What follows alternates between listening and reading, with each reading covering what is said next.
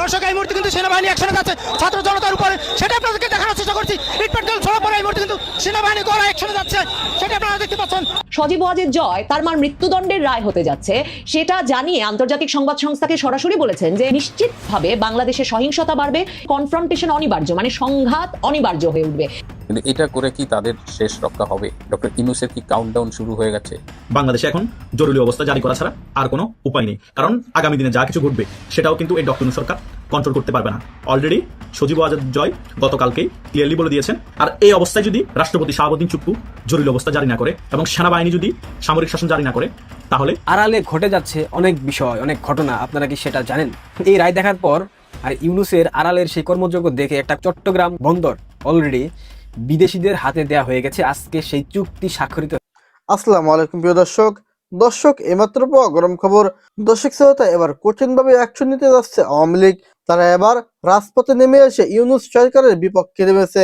দর্শক শ্রোতা, তারা কি পারবে ইউনূস সরকারকে গদি থেকে নামাতে? কি হতে চলেছে সম্পূর্ণ ভিডিওটি দেখলেই সবকিছু বুঝতে পারবেন। দর্শক, আজকের ভিডিওটি খুবই গুরুত্বপূর্ণ, তাই বলছি সকলে এক সেকেন্ডের জন্য স্কিপ করবেন না। এবং যারা এমন নিত্য নতুন আপডেট খবর দেখতে পছন্দ করেন তারা অবশ্যই চ্যানেলটি সাবস্ক্রাইব করে আমাদের সাথে থাকবেন। দর্শক শ্রোতা, তাই আর বেশি কথা না বাড়িয়ে চলুন বিস্তারিত ভিডিও দেখে আসে। জয় তার মার মৃত্যুদণ্ডের রায় হতে যাচ্ছে সেটা জানিয়ে আন্তর্জাতিক সংবাদ সংস্থাকে সরাসরি বলেছেন যে আন্তর্জাতিক সম্প্রদায় যদি বাংলাদেশের রাজনৈতিক পরিস্থিতি নিয়ে, যেখানে আওয়ামী লীগের রাজনীতিকে নিষিদ্ধ করা হয়েছে, সেই পরিস্থিতি নিয়ে কোনো পদক্ষেপ না নেয়, মানে আওয়ামী লীগের ওপর থেকে নিষেধাজ্ঞা সরিয়ে নিতে সক্রিয় না হয়, তাহলে নিশ্চিতভাবে বাংলাদেশে সহিংসতা বাড়বে। এবং তিনি কনফ্রন্টেশন বলেছেন, তিনি বলেছেন কনফ্রন্টেশন অনিবার্য, মানে সংঘাত অনিবার্য হয়ে। শেখ হাসিনার দিক থেকে যেটা বলছিলাম যে তিনি স্পষ্টতই জানতেন যে এই রায় মৃত্যুদণ্ডের রায় হবে, কারণ রাষ্ট্রপক্ষ এমন দাবি করে রেখেছিল যে শেখ হাসিনাকে 1400 বার যাতে ফাঁসি দেওয়া যায়, কারণ 1400 জনের মৃত্যুর অভিযোগে তিনি অভিযুক্ত। এমন অভিযোগ রাষ্ট্রপক্ষ আদালতে আনলেও শেখ হাসিনা যেমন আন্তর্জাতিক সংবাদ মাধ্যমগুলোতে প্রশ্ন তুলেছেন, এখন পর্যন্ত ইউনূস সরকার 1400 জন নিহতের তালিকা যেমন দিতে পারেনি, তেমনি ঠিক কোন প্রেক্ষাপটে, এমনকি এই আবু সাইদ হত্যার ঘটনাটি ঘটলো, কোন পুলিশ কর্মকর্তা সে সময় কি অবস্থায় এই সিদ্ধান্ত নিলেন এবং কেনই বা শক্তি প্রয়োগ করলেন, আর সত্যি কি আবু সাইদ রাবার বুলেটে নিহত হলেন, নাকি তার বাবা যেমন আদালতে গিয়ে বলেছেন যে মাথার পেছন থেকে, এমনকি গভীর রাতে যখন তিনি পুত্রের লাশ পেয়েছেন তখনও রক্তপাত হচ্ছিল এবং গভীর ক্ষত থেকে মাথার পেছন দিক থেকে রক্ত পড়ছিল, তো পেছনে কি ঘটেছিল? এই তদন্তগুলো, এই প্রশ্নের উত্তরগুলো এই বিচার শেষ করতে পারলো কিনা সেটা দেখবার জন্য আমাদেরকে অপেক্ষা করতে হবে। মানে রায়টির বিশ্বাসযোগ্যতা নিয়ে একদিকে যেমন বিজয়ী পক্ষ উদযাপন করবেন, তেমনি ধারণা করে নেওয়া যায় এই রায়ের বিশ্বাসযোগ্যতা নিয়ে আরেক পক্ষ ক্রমাগতভাবে আগামী অনেক বছর ধরে প্রশ্ন তুলে যাবেন, যতক্ষণ পর্যন্ত না এর ফয়সালা একরকম রাজপথে হয়। রাজপথে যে ফয়সালা হবে তার একটা উদাহরণ হচ্ছে যে আজ রায়ের দিন সকালবেলাতেই থেকেই যেমন রাজপথে জামায়াতে ইসলামী সহ 8 দল বিভিন্ন জায়গায় জড়ো হতে থাকলো, তেমনি ঢাকা কলেজের শিক্ষার্থীরা, যাদেরকে পরবর্তীতে সংবাদ মাধ্যম বিক্ষুব্ধ ছাত্র জনতা হিসেবে অভিহিত করতে থাকলো, বিক্ষুব্ধ ছাত্র জনতা দুটো এক্সকেভেটর বা বুলডোজার নিয়ে আবার 32 নম্বরের দিকে রওনা হয়েছিল, যে 32 নম্বরকে গুড়িয়ে মিশিয়ে মাটির সাথে মিশিয়ে নাকি মাঠ তৈরি করতে হবে। মানে ওই ভবনটি 2 দফা ভাঙচুর এবং ফেব্রুয়ারিতে 3 দিন 2 রাত ধরে বা 2 দিন 3 রাত ধরে ক্রমাগত ভাঙচুর, অগ্নিসংযোগ, বুলডোজার দিয়ে ভাঙার পরেও যতটুকু বাকি আছে সেটাও নাকি মাটির সাথে মিশিয়ে মাঠ তৈরি করতে হবে, সেই উদ্দেশ্যেও তারা রওনা হয়েছিলেন। পরে পত্রপত্রিকাগুলো লিখছে যে পুলিশ নাকি এক রকমের ব্যারিকেড তৈরি করেছে এবং এই এক্সকেভেটরের কার্যক্রম বেশি দূর চলতে পারেনি। তবে দেখা যাক এই রায় ঘোষণার পর আবারও এই উদ্যোগ নেওয়া হয় কিনা, কারণ প্রকৃতপক্ষে এই যে শক্তিমত্তার প্রদর্শন, মানে কে বিজয়ী পক্ষ এখন সেটা জানান দেওয়াটা এই পুরো রায়ের ক্ষেত্রে এত গুরুত্বপূর্ণ হয়ে উঠেছে। এবং এই ফয়সালা, এই শক্তির প্রদর্শন এবং শক্তিটা কার কাছে, বিজয়টা কার কাছে, এর এক রকমের প্রকাশ্য ঘোষণা হিসেবেও দেখা যায় শেখ হাসিনার বিরুদ্ধে এই ফাঁসির রায়কে, যে মানে 2024-এর বিজয়ী পক্ষের জন্য এই প্রকাশ্য ঘোষণাটা আদালতে এবং রাজপথে শক্তি প্রদর্শনের আরেক দফা উদ্যোগের মাধ্যমে সেটা প্রতিষ্ঠা করা অত্যন্ত জরুরি। শেখ হাসিনা পুত্র সজীব ওয়াজেদ জয় ওয়াশিংটন থেকে রয়টার্সকে, আন্তর্জাতিক সংবাদ সংস্থা রয়টার্সকে তারা বলছে একটা এক্সক্লুসিভ সাক্ষাৎকার দিয়েছেন রায়ের কয়েক ঘন্টা আগে। রোববার রাতে সেই সাক্ষাৎকারটি রয়টার্স প্রকাশ করেছিল এবং সেখানে পরিষ্কারভাবেই শেখ হাসিনার পুত্র বলেছেন যে তিনি ধারণা করেন তার মাকে ফাঁসির রায় দেওয়া হবে এবং তারা এই রায়ের বিরুদ্ধে কোনো আপিলও করবেন না যতক্ষণ পর্যন্ত না বাংলাদেশে একটা নির্বাচিত সরকার আসবে, যেই নির্বাচনে এমন আওয়ামী লীগকেও অন্তর্ভুক্ত করা হবে। এই কথাটা স্পষ্ট করে তিনি বলেছেন। তার মানে আওয়ামী লীগের অন্তর্ভুক্তির মাধ্যমে একটা নির্বাচনের পর যে নির্বাচিত সরকার আসবে, সেই নির্বাচিত সরকারের আমলেই কেবল তারা আবার আদালতে গিয়ে এই রায়ের বিরুদ্ধে আপিল করার কথা বা বিচার প্রক্রিয়ায় নিজেদের সংযুক্ত করার কথা ভাবছেন। এছাড়া সজীব ওয়াজেদ জয় পরিষ্কার করেই বলেছেন যে এখন আর সরকার তার মাকে কি করতে পারবে, কারণ তার মা ভারতে অত্যন্ত নিরাপদ আছেন। তিনি বলেছেন যে ভারত সরকার তার মাকে একজন সরকার প্রধানের মর্যাদায় এবং নিরাপত্তায় রেখেছেন, কাজেই তার মা সেফ আছেন, সিকিউর আছেন, তার মা নিরাপদ আছেন। এবং তিনি বলেছেন শেখ হাসিনা আপসেট, আউটরেজড, অ্যাংরি। শেখ হাসিনা মানে এক রকমের বিষণ্ণ, আপসেট, ক্রোধান্বিত এবং তিনি ক্ষুব্ধ এই রায়ের বিরুদ্ধে। এবং তিনি বলেছেন তারা যে কোনো কিছু করবেন যাতে বাংলাদেশে আওয়ামী লীগের রাজনীতি আবারও ফিরে আসতে পারে, বাই হোয়াট এভার মিনস, মানে যে কোনো পথ প্রয়োজন হোক তারা সেই পথ নেবেন, সেই কৌশল প্রয়োগ করবেন যেভাবে বাংলাদেশে আওয়ামী লীগের রাজনীতি ফিরে আসতে পারে। সজীব ওয়াজেদ জয় তার মার মৃত্যুদণ্ডের রায় হতে যাচ্ছে সেটা জানিয়ে আন্তর্জাতিক সংবাদ সংস্থাকে সরাসরি বলেছেন যে আন্তর্জাতিক সম্প্রদায় যদি বাংলাদেশের রাজনৈতিক পরিস্থিতি নিয়ে, যেখানে আওয়ামী লীগের রাজনীতিকে নিষিদ্ধ করা হয়েছে, সেই পরিস্থিতি নিয়ে কোনো পদক্ষেপ না নেয়, মানে আওয়ামী লীগের ওপর থেকে নিষেধাজ্ঞা সরিয়ে নিতে সক্রিয় না হয়, তাহলে নিশ্চিতভাবে বাংলাদেশে সহিংসতা বাড়বে। এবং তিনি কনফ্রন্টেশন বলেছেন, তিনি বলেছেন কনফ্রন্টেশন অনিবার্য, মানে সংঘাত অনিবার্য হয়ে উঠবে। সজীব ওয়াজেদ জয় বলছেন যে আমাদের যা প্রয়োজন হবে আমরা সেই পথ গ্রহণ করব। এবং সজীব ওয়াজেদ জয় বলেছেন যে তার এবং তার মায়ের নিয়মিত আওয়ামী লীগের কর্মীদের সঙ্গে যোগাযোগ হয় এবং মানে তিনি বলছেন যে আপনারা দেখছেন যে বাংলাদেশ জুড়ে লকডাউন, শাটডাউন কর্মসূচি কিভাবে পালিত হচ্ছে। এবং তিনি বলছেন যে protest will only get bigger, মানে বিক্ষোভ এবং আন্দোলন শুধুই আরো বড় হবে এখন থেকে।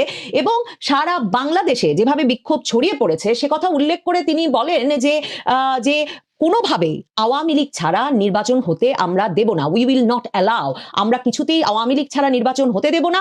এবং আমাদের বিক্ষোভ আন্দোলন ক্রমাগতভাবে আরো স্ট্রঙ্গার অ্যান্ড স্ট্রঙ্গার, আরো শক্তিশালী হতে থাকবে। এবং আবারও তিনি বলেন we will do what ever it tax, আমরা যা প্রয়োজন তাই করব। বাংলাদেশ জুড়েই যে এই রায়ের আগে রায়কে কেন্দ্র করে সহিংসতার ঘটনা বাড়ছে, রয়টার্স এবং রয়টার্সের এই সাক্ষাৎকারটিকে পিক করে যেসব আন্তর্জাতিক সংবাদ মাধ্যমে খবর করেছে তারা প্রত্যেকেই সেটা উল্লেখ করেছে। এছাড়াও শেখ হাসিনার রায় নিয়ে যত সংবাদ মাধ্যম খবর প্রকাশ করেছে তারাও বিশেষভাবে উল্লেখ করেছে যে সারা দেশ জুড়ে একদিকে যেমন ককটেল বিস্ফোরণের ঘটনা ঘটছে, ক্রুড বোমা, দেশি বোমা বিস্ফোরণের ঘটনা ঘটছে, বিভিন্ন জায়গায় যানবাহনে আগুন লাগানোর ঘটনা ঘটছে। এবং সরকার সর্বোচ্চ নিরাপত্তা ব্যবস্থা নেওয়ার পরেও প্রধান উপদেষ্টার প্রতিষ্ঠান গ্রামীণ ব্যাংকের বিভিন্ন শাখায় সারা দেশ জুড়ে অগ্নিসংযোগ এবং ককটেল বিস্ফোরণের ঘটনা ঘটেছে। এই কথাগুলো কিন্তু সংবাদ মাধ্যমগুলো উল্লেখ করছে। বিগত কয়েকদিন যাবৎ বাংলাদেশে যা কিছু ঘটছে তা কিছু দেখে মনে হচ্ছে বাংলাদেশে এখন জরুরি অবস্থা জারি করা ছাড়া আর কোনো উপায় নেই। কারণ আগামী দিনে যা কিছু ঘটবে সেটাও কিন্তু এই ডক্টর ইউনূস সরকার কন্ট্রোল করতে পারবে না। অলরেডি সজীব ওয়াজেদ জয় গতকালকেই ক্লিয়ারলি বলে দিয়েছেন আমরা সশস্ত্র সংগ্রামের প্রস্তুতি নিতে হবে। বাস্তবতা, সশস্ত্র সংগ্রাম ছাড়া আর কোনো উপায় নেই আওয়ামী লীগের ফিরে আসার। কারণ আজকে 2টা বুলডোজার নিয়ে ধানমন্ডি 32 ভেঙে দেওয়ার জন্য এই সকল টোকাই সমন্বয়কের দল এনসিপি এবং জামাত শিবিরের লোকজন গিয়েছে। সেখানে নাকি তারা খেলার মাঠ করবে। পুলিশ সেনাবাহিনী উপস্থিত থাকার পরেও তারা সেভাবে বাধা দেয়নি। তারা ধানমন্ডি 32 গিয়ে পাথর মারছে, ধানমন্ডি 32 আবার ভাঙছে। এই অবস্থায় সশস্ত্র সংগ্রাম ছাড়া আর কোনো উপায় আছে? আর এই অবস্থায় যদি রাষ্ট্রপতি শাহাবুদ্দিন চুপ্পু জরুরি অবস্থা জারি না করে এবং সেনাবাহিনী যদি সামরিক শাসন জারি না করে, তাহলে পরিস্থিতি সম্পূর্ণরূপে গৃহযুদ্ধের পর্যায়ে চলে যাবে। অলরেডি বাংলাদেশের মধ্যে অঘোষিত গৃহযুদ্ধ চলছেই। তার রাষ্ট্রপতি চুপ্পুর যে শেষ খেলা আছে, এখনই পারফেক্ট সময় ওই খেলা প্রয়োগ করা, কারণ মাঠ সম্পূর্ণরূপে রেডি হয়ে আছে। আরো রেডি হওয়ার জন্য যদি অপেক্ষা করেন তাহলে করতেই পারেন। সেজন্য আরো 1 থেকে 2 মাস অপেক্ষা করতে হবে রাষ্ট্রপতি শাহাবুদ্দিন চুপ্পুকে। আর সেনাবাহিনী প্রধানের উপর আমি এখনো ভরসা করতে পারছি না। রাষ্ট্রপতি শাহাবুদ্দিন চুপ্পু হয়তো সে কারণে জরুরি অবস্থা জারি করতে পারেনি আগেও, এবং সামনেও পারবে কিনা। যদি সেনাবাহিনীর প্রধান ওয়াকারুজ্জামান ভিতরগতভাবে রাজি থাকতো তাহলে দুজনে মিলেই যোগসাজশ করে অনেক আগে জরুরি অবস্থা জারি হতো। তবুও সেনাবাহিনী প্রধান ওয়াকারুজ্জামান বিচার বিবেচনা আগামীতে করতে পারে জরুরি অবস্থা জারি করার জন্য রাষ্ট্রপতির সাথে। এই দুজনই এখন সাংবিধানিকভাবে বহাল আছে বাংলাদেশে। 2টা পদই, রাষ্ট্রপতিটা আর সেনাবাহিনীর প্রধান একটা। এই দুজনকে নিয়েই 5 আগস্ট পরবর্তী সময় থেকে অনেক বেশি ষড়যন্ত্র হয়েছে। সবচেয়ে বেশি হয়েছে রাষ্ট্রপতি শাহাবুদ্দিন চুপ্পুকে সরানোর ক্ষেত্রে, এবং সেনাবাহিনীর প্রধান ওয়াকারুজ্জামানকে সরানোর ক্ষেত্রে ষড়যন্ত্র কম হয়নি। তারা দুজনে এই ব্যাপারগুলো বুঝতে পেরেও কেন জরুরি অবস্থা জারি করানো, ওই মেসাকার পরিস্থিতি বাংলাদেশে যখন বিরাজমান ছিল। এখন তো আরো বেশি মেসাকার পরিস্থিতির দিকে যাচ্ছে বাংলাদেশ। অলরেডি সারা বাংলাদেশে শাটডাউন পালিত হচ্ছে, বিভিন্ন জায়গায় ককটেল বিস্ফোরণ, গাছপালা ফেলে বিভিন্ন রাস্তা অবরোধ, এবং জনগণ এখন ভয়ে আতঙ্কে আছে, সকলে ঘরের মধ্যে বসে আছে। শেখ হাসিনার আজকে যদি সত্যিকারের ফাঁসি দিয়েই দেয়, তাহলে সারা বাংলাদেশে কন্টিনিউয়াসলি আগুন জ্বলবে, আতঙ্ক থাকবে। অলরেডি গৃহযুদ্ধের অঘোষিত ঘোষণা হয়ে যাবে শেখ হাসিনা রায়ের মাধ্যমে। তাহলে কি হবে? তাহলে অপশন একটাই, জরুরি অবস্থা, না সামরিক শাসন, যেটাই বলেন না কেন, যে কোনো একটা করতেই হবে ওয়াকারুজ্জামান এবং রাষ্ট্রপতি শাহাবুদ্দিন চুপ্পুকে। তাদের হাতে এখন মূল চাবিকাঠি। তারা যদি এখনো মেইন খেলাটা না খেলে, কখন খেলবে? সেনাবাহিনী প্রধান ওয়াকারুজ্জামান বলেছে না, সাধারণ জনগণের নিরাপত্তা দেওয়ার দায়িত্ব তার। সাধারণ জনগণ যা চাই সেটা তিনি বুঝেন। এখন সাধারণ জনগণ নিরাপত্তা চাচ্ছে, সাধারণ জনগণ চাচ্ছে জরুরি অবস্থা জারি হোক, বা আপনি নিজে ক্ষমতা নিয়ে নেন। ডক্টর ইউনূস দেশ চালাতে পারছে না, ডক্টর ইউনূস দেশ চালাতে ব্যর্থ। অলরেডি ত্রিমুখী সংঘর্ষ হয়ে যাচ্ছে। জামাত চাচ্ছে একরকম, বিএনপি চাচ্ছে আরেক রকম, আওয়ামী লীগ চাচ্ছে একরকম। আওয়ামী লীগের চা পাওয়াটা ন্যায্য আছে, আওয়ামী লীগ চাচ্ছে তাদের ন্যায্য অধিকার ফিরিয়ে দেয়, বাংলাদেশে তাদের রাজনীতি করার অধিকার ফিরিয়ে দেয়, এবং আগামীতে যে নির্বাচন হবে সেই নির্বাচনে অংশগ্রহণ করার সুযোগ করে দেয়। এটাই তো আওয়ামী লীগের চা পাওয়া। এই চা পাওয়া তাকে সাধারণ নাগরিক হিসেবে চাইতেই পারে, তাই নয় কি? বাংলাদেশের সবচেয়ে বড় দল হচ্ছে বাংলাদেশ আওয়ামী লীগ, এবং এই বাংলাদেশকে জন্ম দিয়েছে বাংলাদেশ আওয়ামী লীগ। তাহলে সেই দল কেন কার্যক্রম নিষিদ্ধ থাকবে? সেই দল কেন বাংলাদেশে নির্বাচন করতে পারবে না? সেই দল কেন বাংলাদেশে রাজনৈতিক কার্যক্রম চালাতে পারবে না? এটা হাস্যকর বিষয়। পৃথিবীর ইতিহাসে এর আগে একটি মাত্র দেশ ছিল যে তারা স্বাধীনতা অর্জনের জন্য সেই দেশের নেতৃত্ব দিয়েছে। পরবর্তী সময় সে দেশ স্বাধীনতা অর্জনের পর সেই দলটাকে 6 বছর পরে নিষিদ্ধ করা হয়েছিল। সেই দেশটা হচ্ছে ঘানা। এর দ্বিতীয় দেশ হিসেবে হচ্ছে বাংলাদেশ, যে দলই বাংলাদেশের স্বাধীনতা সংগ্রাম অর্জনের জন্য নেতৃত্ব দিয়েছে, সেই দলের কার্যক্রমকে এত বছর পরে গিয়ে নিষিদ্ধ করা হয়েছে। কিন্তু ঘানার মধ্যে ওই দলটাকে নিষিদ্ধ করার পর সে দল আবার 15 বছর পরে ব্যাক করেছিল রাজনীতিতে। কিন্তু বাংলাদেশ আওয়ামী লীগ, বাংলাদেশের সবচেয়ে বড় দল বাংলাদেশ আওয়ামী লীগের 15 বছরও সময় লাগবে না। 15 বছরের আগে বাংলাদেশ আওয়ামী লীগ ব্যাক করবে, হয়তোবা আর 1-2 মাস বা 1-2 বছরের ভিতর ব্যাক করবে, এবং আগের থেকে শক্তিশালী রূপে ব্যাক করবে, এবং বাংলাদেশ আবার ক্ষমতায় আসবে। তাই এই পরিস্থিতি যদি বিরাজমান থাকে, তাহলে সত্যিকার হয়তোবা সশস্ত্র সংগ্রামের মাধ্যমে, সশস্ত্র যুদ্ধের মাধ্যমে আবারও যুদ্ধ করে আওয়ামী লীগকে ফিরে আসতে হবে। তাহলে দেশের মধ্যে অগণিত মানুষ মরবে, আওয়ামী লীগেরও মরবে, এবং মুক্তিযুদ্ধ বিরোধী যারা শক্তি আছে তাদেরও মরবে। এই পরিস্থিতি যাতে তৈরি না হয়, সেটার জন্য রাষ্ট্রপতি শাহাবুদ্দিন চুপ্পুকে জরুরি অবস্থা জারি করতে হবে। তা নাহলে সেনাবাহিনী প্রধান তার হাতে ক্ষমতা তুলে নিতে হবে। তা না হলে বাংলাদেশকে বাঁচাতে পারবে না কেউ। বাংলাদেশ এমনিতে ধ্বংস হয়ে গিয়েছে, বিন্দু পরিমাণ যা বাকি আছে সেটাও ধ্বংস হয়ে যাবে। তাই দেশ রক্ষার্থে রাষ্ট্রপতি এবং সেনাবাহিনী প্রধানকে এগিয়ে আসতে হবে। রাষ্ট্রপতি শাহাবুদ্দিন চুপ্পু এগিয়ে এসেছে, এখন প্রয়োজন সেনাবাহিনী প্রধান ওয়াকারুজ্জামানকে রাষ্ট্রপতি শাহাবুদ্দিন চুপ্পুকে সহায়তা করা। যদি সহায়তা করে মন থেকে সেনাবাহিনী প্রধান ওয়াকারুজ্জামান, তাহলে রাষ্ট্রপতি শাহাবুদ্দিন চুপ্পু দেশের এই ক্রান্তি লগ্ন দেখে জরুরি অবস্থা জারি করে দিবে। আর জরুরি অবস্থা জারি করার পরে দেশের মধ্যে যে এখন ম্যাসাকার পরিস্থিতি আছে, দেশের মধ্যে যে আতঙ্ক বিরাজ করছে, সকল কিছু ঠিক হয়ে যাবে। দেশের মধ্যে যে গৃহযুদ্ধ অবস্থা, সকল কিছু ঠিক করে ফেলতে পারবে সেনাবাহিনী। এখন সেটাই প্রয়োজন, কারণ আপনি বাংলাদেশের স্বাধীনতা অর্জনের নেতৃত্বকারী দলকে রাজনীতি করতে দিবেন না, নির্বাচন অংশগ্রহণ করতে দিবেন না, এবং মুক্তিযুদ্ধদেরকে অপমান করবেন, মুক্তিযুদ্ধের যত সিম্বল আছে সকল কিছু আপনি ধ্বংস করে দিবেন। তো দেশের মধ্যে কি গৃহযুদ্ধ লাগবে না?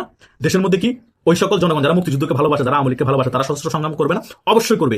ওটা যাতে করতে না হয়, সে কারণে দেশের মধ্যে এখন জরুরি অবস্থা জারি খুবই প্রয়োজন হয়ে পড়েছে। রাষ্ট্রপতি শাহাবুদ্দিন চুপ্পু এক পায়ে রাজি, এখন শুধু সেনাবাহিনী প্রধান ওয়াকারুজ্জামান সহায়তা প্রয়োজন। তাহলে দেশের মধ্যে গৃহযুদ্ধ থেকে আমরা বেঁচে যাব, দেশের মধ্যে যে ভায়োলেন্স আগামীতে হবে সেটা থেকে আমরা বেঁচে যাব। কারণ আগামী 5 থেকে 6 মাস দেশের মধ্যে কি পরিস্থিতি হতে পারে, কি ভয়াবহ অবস্থা হবে, আমরা কল্পনা করতে পারি না। এটাই চাচ্ছে পাকিস্তান, এটাই চাচ্ছে যারা বাংলাদেশকে পছন্দ করে না ওই সকল মানুষগুলো। তারা বাংলাদেশে বসবাস করে, বাংলাদেশ থেকে অক্সিজেন নেই, কিন্তু তারা এখনো পাকিস্তান প্রীতি করছে, তারা এখনো পাকিস্তানকে ভালোবাসে। তারা চায় বাংলাদেশ পাকিস্তানের থেকেও অর্থনীতি দুর্বল হয়ে যাক, বাংলাদেশ একেবারে ভঙ্গুর হয়ে যায়। তাদের কথা হচ্ছে তাদের পেয়ারে পাকিস্তান বাংলাদেশ থেকে অর্থনীতি দুর্বল, তাদের পেয়ারে পাকিস্তানে এখনো জঙ্গি হামলা হয়, তাদের পেয়ারে পাকিস্তানের মধ্যে এখনো মানুষ শান্তিতে থাকতে পারে না। বাংলাদেশ কেন পাকিস্তান থেকে স্বাধীনতা অর্জনের পর শান্তিতে থাকবে? তারা কেন অর্থনীতি পাকিস্তান থেকেও শক্তিশালী হবে? তাই দেশের মধ্যে একটা গৃহযুদ্ধ লেগে যায়। দেশের মধ্যে গৃহযুদ্ধ লাগলে আমরা যারা মুক্তিযুদ্ধের বিরোধী শক্তি তাদেরকে সাপোর্ট দিব, এবং পাকিস্তান আমাদের পাশে এসে দাঁড়াবে। তারা দাঁড়িয়ে তখন মুক্তিযুদ্ধের পক্ষের লোকদেরকে মারবে। আর ইন্ডিয়া যদি ওই পক্ষের লোকদেরকে সাপোর্ট দেয়, তখন তারা হয়ে যাবে রাজাকার, আর আমরা তখন হয়ে যাব মুক্তিযোদ্ধা। তারা এখন মুক্তিযুদ্ধ হতে যাচ্ছে রাজাকার থেকে। সেই কারণে দেশের মধ্যে ডিভাইড এন্ড রুল জারি করে দিয়েছে, এবং দেশের মধ্যে প্রতিহিংসা তৈরি করে দিয়েছে ডক্টর ইউনূস এবং এই জামাত ইসলামী সিন্ডিকেট যারা আছে মুক্তিযুদ্ধ বিরোধী, তারাই। দেশের মধ্যে এই খেলা এখন চলতেছে। এই খেলা যাতে আরো বেশি বাংলাদেশের মধ্যে সক্রিয় না হয়ে যায়, সে কারণেই জরুরি অবস্থা জারি করা প্রয়োজন। রাষ্ট্রপতি শাহাবুদ্দিন চুপ্পু এবং সেনাবাহিনী তাতে সহায়তা করা প্রয়োজন। সেটা যদি না হয়, বাংলাদেশ আর বাংলাদেশ থাকবে না। বাংলাদেশ ফিলিস্তিন এবং আফগানিস্তান বলেন এবং সিরিয়া বলেন, তার থেকেও খারাপ হয়ে যাবে। কিন্তু আড়ালে ঘটে যাচ্ছে অনেক বিষয়, অনেক ঘটনা, আপনারা কি সেটা জানেন? এই রায় দেখার পর আর ইউনূসের আড়ালের সেই কর্মযোগ্য দেখে একটা কথাই মনে পড়ছে, নাটক কম করো প্রিয়।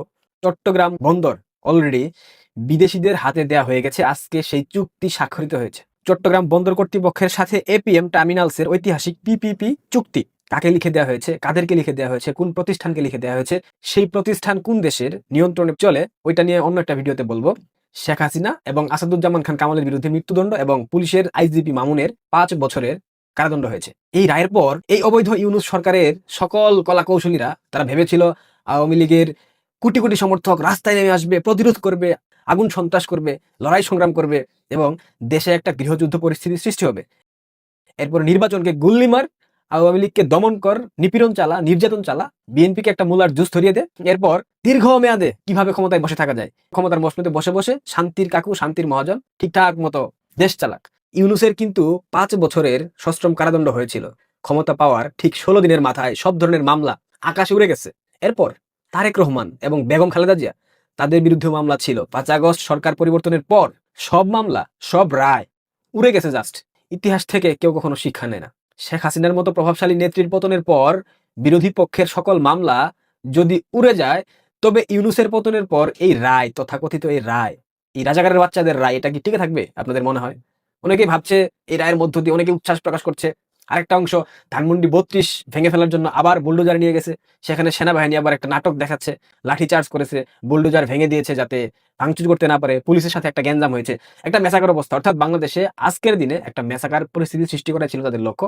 সেই জন্য পরিকল্পিতভাবে সেই জুলাই জঙ্গিদেরকে ধানমন্ডি 32-এ পাঠানো হয়েছে, পুলিশ পাঠানো হয়েছে, সেনাবাহিনী পাঠানো হয়েছে, এদিকে রায় ঘোষণা হচ্ছে। আর আড়ালে বাংলাদেশের অর্থনীতির সব থেকে বড় যেই বন্দর ভূমিকা রাখে, সেই বন্দরকে বিদেশিদের হাতে তুলে দেওয়ার চুক্তি সম্পন্ন করে ফেলেছে অবৈধ ইউনূস সরকার। 5 আগস্ট গত বছর শেখ হাসিনা চাইলে বাংলাদেশে একটা গৃহযুদ্ধ পরিস্থিতি সৃষ্টি করতে পারতেন। এমনকি গত 1 বছর যাবৎ আওয়ামী লীগের কর্মী সমর্থকদের উপর যা হচ্ছে সবকিছু সামনে এনে শেখ হাসিনা চাইলেই উস্কে দিয়ে, কর্মী সমর্থকদের দিয়ে দেশটাকে একদম জ্বালাও পোড়ায়ের অভয়ারণ্য বানিয়ে দিয়ে একদম বিশ্রী অবস্থার মধ্যে দিয়ে ধাবিত করে একটা গৃহযুদ্ধ পরিস্থিতি সৃষ্টি করতে পারতেন। কিন্তু তিনি সেটা করেন না, কারণ তিনি দেশকে ভালোবাসেন। তিনি দেশকে ভালোবাসেন বলে 5 আগস্ট দেশে যাতে কোনো প্রকার মেসাকার না হয় তিনি চলে গিয়েছিলেন। তিনি দেশকে ভালোবাসেন বিধায় তিনি গুলি করেন নাই সাধারণ মানুষের উপর। পৃথিবীর অনেক রাষ্ট্রপ্রধান আছে যারা কিনা ক্ষমতা টিকে রাখার জন্য সাধারণ সিভিলিয়ানদের উপর বর্বর হত্যাকাণ্ড চালিয়েছে। চীনের প্রেসিডেন্ট শি জিনপিং, রাশিয়ার প্রেসিডেন্ট ভ্লাদিমির পুতিন, এরাও কিন্তু হত্যাযজ্ঞের মধ্যে দিয়ে ক্ষমতার মসনদে দীর্ঘস্থায়ী টিকে আছে।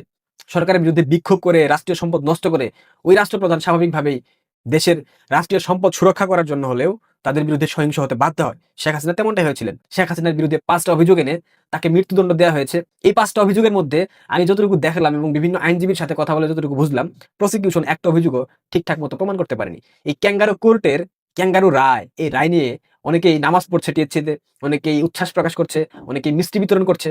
আমি তাদের উদ্দেশ্যে বলতে চাই, আচ্ছা, রায় ঘোষণা করা আর রায় কার্যকর করা এটার মধ্যে কিন্তু অনেক পার্থক্য। শেখ হাসিনা ভারতে আছেন, রাষ্ট্রপ্রধানের সম্মান নিয়ে তিনি সেখানে আছেন। শেখ হাসিনাকে ভারত থেকে আনতে হবে তো রায় কার্যকর করতে। নিজামী গোলাম আজম মুজাহিদদের তো ঝুলিয়ে দেওয়া হয়েছিল বাংলাদেশে এনে। শেখ হাসিনাকে বাংলাদেশে এনে রায় কার্যকর করা কি আদৌ সম্ভব? আওয়ামী লীগের যে 30-40% ফিক্সড সমর্থক বাংলাদেশে আছে, তাদের অনুভূতির জায়গা, তাদের সম্মানের জায়গা, তাদের আস্থার জায়গা, তাদের বিশ্বাসের জায়গা, তাদের ভালোবাসার জায়গা, তাদের শ্রদ্ধার জায়গা মাননীয় প্রধানমন্ত্রী শেখ হাসিনাকে ধরেন বাংলাদেশে নিয়ে আসলো, নিয়ে এসেও কি তারা রায় কার্যকর করতে পারবে? পারবে না। ফেব্রুয়ারিতে নির্বাচনের কথা বলা হচ্ছে, রায়টা কি ফেব্রুয়ারির 31 তারিখ কার্যকর হবে?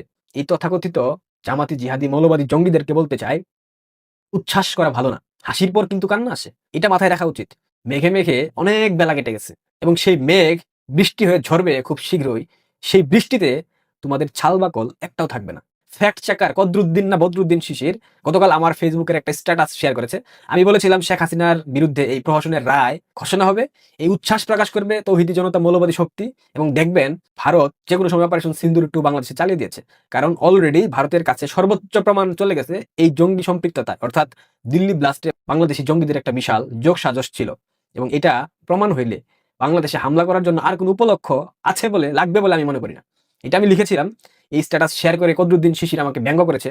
ওয়েলকাম কদরুদ্দিন শিশির ব্রো। তো যাই হোক, এই প্রহসনের ট্রাইব্যুনালের, ক্যাঙ্গারু ট্রাইব্যুনালের যে রায় হয়েছে, এই রায় নিয়ে আপনাদের তো মাথা ব্যথার কোনো কারণ নাই। এরকম রায় আমিও দিতে পারি। আজকে কফিতে 1 চামচ চিনি কম খাবো, আমি রায় দিলাম। এইটা হচ্ছে এরকম রায়। এইটা পুরোপুরি জামাতের একটা ক্ষোভ আছে, একটা আক্ষেপ আছে, একটা দগদগে ক্ষত আছে তাদের মধ্যে, যে তাদের পূর্বসূরীদেরকে ফাঁসির কাছে ঝোলানো হয়েছে আন্তর্জাতিক অপরাধ ট্রাইব্যুনালের মধ্যে দিয়ে। এবং তৎকালীন সময়ে গোলাম আজমদের যে আইনজীবী ছিল, প্রসিকিউটর বর্তমানে তাজুল ইসলাম, এই তাজুলের নিয়ন্ত্রণ এখন শেখ হাসিনার, অর্থাৎ মুক্তিযুদ্ধের পক্ষের শক্তির নেত্রীর বিচার করছে রাজাকারের বাচ্চারা। এটা হচ্ছে সব থেকে বড় লজ্জার এবং কষ্টের, যে একজন স্বাধীনতাপন্থী মানুষের বিচার করবে রাজাকারের বাচ্চারা, যারা কিনা বাংলাদেশকে ধারণই করেনি কখনো, যারা কিনা বাংলাদেশের স্বাধীনতা, সার্বভৌমত্বকে কখনো বিশ্বাসই করেনি। এটাই ক্ষোভের জায়গা, এর থেকে আর বেশি কিছু নাই। আপনারা কেউ হতাশ হবেন না, এই রায় কিচ্ছু হবে না, তারাও জানে এই রায় দিয়ে কিছু হবে না। এবং সেই জন্যই 17 তারিখ বন্দরটাকে লিখে দেওয়া হয়েছে। এই বন্দর লিখে দেওয়ার বিষয়টাকে ধামাচাপা দেওয়ার জন্য আজকের দিনে রায় এবং আজকে ধানমন্ডি 32-এ মেসাকার। কি চমৎকার পরিকল্পনা ডক্টর ইউনূস সাহেব, জামাত ইসলাম। আবারও বলতে হয়, নাটক কম করো প্রিয়। এই নাটকের অবসান বাংলাদেশে খুব শীঘ্র। দর্শক আশা করি সম্পূর্ণ ভিডিওটি না টেনে দেখেছেন এবং এই ভিডিওটি থেকে আশা করি আপনারা অনেক কিছুই বুঝতে পেরেছেন। দর্শক শ্রোতা, এই ভিডিওটি থেকে আপনার যদি কোনো মতামত থেকে থাকে তাহলে আপনার মূল্যবান মতামতটি অবশ্যই কমেন্ট করে জানিয়ে দেবেন। আজকের ভিডিওটি এ পর্যন্তই, দেখা হবে পরবর্তী ভিডিওতে। সে পর্যন্ত ভালো থাকুন, সুস্থ থাকুন, আল্লাহ হাফেজ।